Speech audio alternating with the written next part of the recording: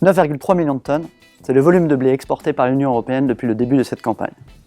En baisse de 22% par rapport à l'année dernière, le rythme des exportations en Europe reste influencé par l'agressivité des prix russes, et ce, depuis le début de la campagne.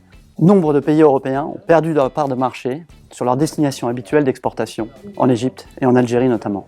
Le dernier chiffre de l'USDA de 37,5 millions de tonnes des exportations de blé de l'Union européenne semble pour le moment un peu trop optimiste au vu du rythme des chargements.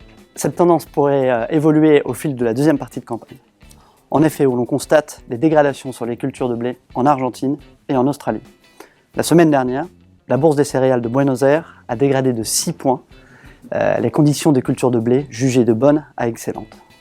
En Australie, l'attaché de l'USDA, lors de son dernier rapport, a baissé sa prévision de production de 1,5 million de tonnes. 13,1 millions de tonnes, c'est la dernière estimation de la production de maïs en France par l'AGPM, l'Association des producteurs de maïs. Ce chiffre est à comparer aux 11,1 millions de tonnes annoncés par le ministère de l'Agriculture début octobre. L'AGPM défend son chiffre par l'importance des rendements constatés depuis le début de cette récolte de maïs en France. La hausse de la production de maïs en France et en Europe s'est constatée récemment sur l'Euronext. En effet, le spread blé contre maïs est venu traiter sur un nouveau plus haut depuis juillet 2022 à plus de 30,50 €. Cette tendance se ressent également sur le marché physique. Le spread blé-maïs sur le rang du centre Bretagne est venu traiter sur un nouveau plus haut depuis 5 campagnes à 25 € sur la période de décembre. Dans un tel contexte, les fabricants d'aliments du bétail en Europe sont tous repassés sur des formulations à base maïs. 163 millions de tonnes, c'est la dernière estimation de l'USDA sur la production de soja au Brésil. Le pays est en passe d'effectuer un nouveau record de production à plus de 2 millions de tonnes par rapport à l'année dernière. Le rythme des exportations aux États-Unis de soja reste en berne.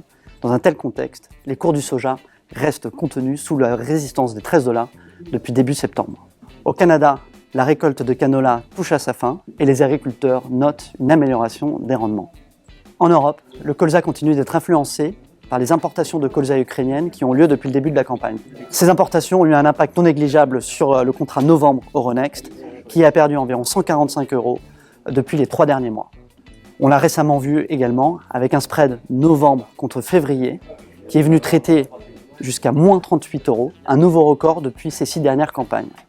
Un tel mouvement peut se justifier par un problème de dégagement de la graine de colza européenne qui ne trouve pas de demande par les triturateurs européens.